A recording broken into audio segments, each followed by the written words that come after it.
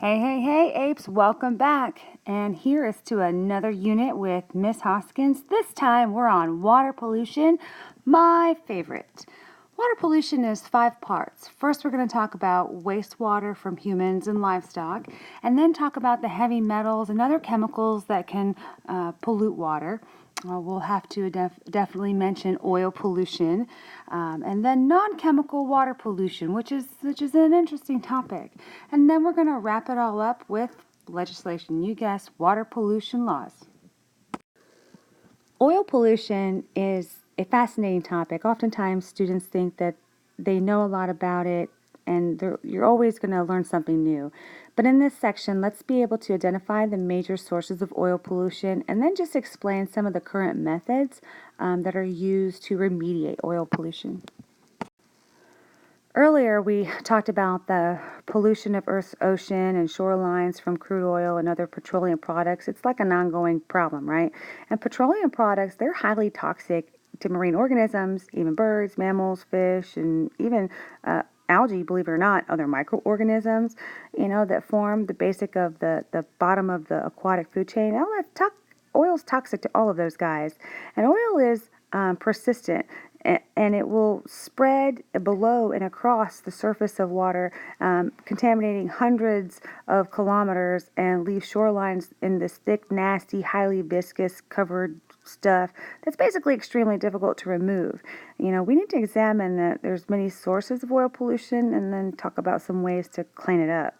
There are many different sources of oil pollution. Oil and other petroleum products could enter ocean and spills from oil tankers. And one of the best known spills is the tanker of Exxon Valdez that ran aground off the coast of Alaska, and that was in 1989. The ship spilled 42 million liters of crude oil across the surface of the ocean. And that spill killed 250,000 seabirds, 2,800 otters, 300 seals, 22 killer whales, and cleanup efforts have lasted for 2 decades. In 2009, 20 years later, Exxon Valdez spill, scientists evaluated that the contaminated Alaskan ecosystem, had rebounded. So it took a very long time. But even though they know that like bald eagles and salmon have rebounded, there's still several species that have not rebounded from that spill all those years ago. Otters comes to mind, and even those killer whales. So nor has there ever been the oil completely removed from the environment. They dug like these large pits into the shoreline that were I don't know, they carried about 55,000 liters of oil stuck there, and they're still there. And so it's estimated that this will take about another 100 years to break down and become, less harmful. So, for its part in this disaster, Exxon paid $1 billion for the cleanup and $500 million for all of the damages. The company also changed the ship's name. Although the ship had been banned from carrying oil to North America, the Valdez accident sparked new rules for oil tankers in North America. So the Exxon Valdez had a single hull design. By the way, that was not only the name of the spill, it was also the name of the ship. But the tankers now have to have like this double hull design with 2 steel walls. In case oil does leak out, it'll contain it. Offshore drilling is another source of oil pollution, and there's about 5,000 offshore oil platforms in North America, and I would say like another 3,000 worldwide. So drilling platforms they experience leaks pretty often. The best estimate for the amount of petroleum leaking in North America water is about 146,000 kilograms. That's 322,000 pounds per year. That's a lot.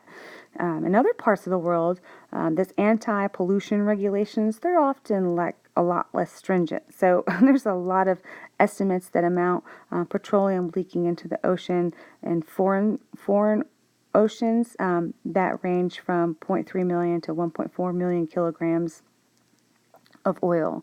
One of the most famous leaks of all the offshore platforms occurred in 2010, and that was a BP operation. And if you remember, that was in the Gulf of Mexico.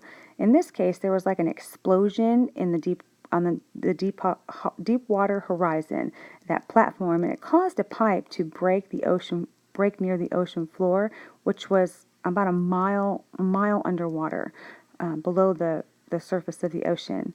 From the time of the explosion in April until the well was sealed in August, the broken pipe released about 780 million liters of crude oil into the Gulf of Mexico. And this spill contaminated like beaches, wildlife, estuaries, anything that served as a habitat for like reproduction, commercial fishing, commercial shellfish. The magnitude of this spill was nearly 20 times larger than that Exxon Valdez, Alaska incident. However, because much of the oil spilled into the ocean, scientists may not be able to assess the full impact on the damage, for several decades. This accident has the potential to become the largest environmental disaster in history. I guess with all this doom and gloom, in addition, I should also tell you that oil pollution in the ocean can also occur naturally. In fact, the U.S. National Academy of Scientists recently estimated that natural releases of oil from seeps in the bottom of the ocean floor account for 60% of all the oil in the surrounding water, especially in North America, and 45% of all the oil in the water worldwide. Well, let's take a look at what that means on a pie chart here. So this figure shows the portion of different sources of oil and water from both North America and in a worldwide comparison. It's like worldwide marine waters. So in waters controlled by the United States, the ocean seeps more than 270,000 liters of oil every day. And this means that when we assess the environmental impact of oil in our oceans, we also need to consider the combination of both this natural part and the part where, humans screw everything up. There's a lot of ways to remediate this, but since 1989, Exxon Valdez oil spill, those researchers have been investigating how best to remediate oil spills. This has gone on for a while. And so contaminated mammals and waterfowl, they must be cleaned by hand. Perhaps you've seen pictures of people scrubbing birds with Dawn dish soap on TV, because bird feathers, they're covered with oil, and they can become very heavy and lose their ability to basically insulate the bird. So the best approach in cleaning all that up is to, do it by hand. But sometimes it's not always clear. Oil spilled in the ocean can either float to the surface and remain far below, or far below underwater.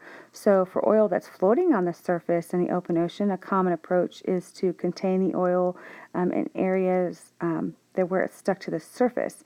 And so this containment type of thing occurs by laying out these oil containment booms. These booms are basically like plastic barriers that float on the surface of the water and extend down into the water several meters. And these plastic walls keep the floating oil from spreading any further. And once the oil is contained, boats that are equipped with giant vacuums just come by and suck it all up as much as they can. In shallow areas along the coastline, they can use absorbent material to suck up the oil spill. So another approach would be to treat oil floating on the surface, to apply chemicals to it that basically disperse the oil before it even hits the shoreline and causes all this damage. And although dispersants can be highly effective, guess what? They're also toxic to marine life. So current research is kind of examining different ways and different chemical dispersants to use. The third approach is to use these genetically engineered bacteria. Several years ago, scientists discovered a naturally occurring bacteria that obtained its energy by consuming oil that was emerging out of these natural seeps at the bottom of the ocean that I just talked about.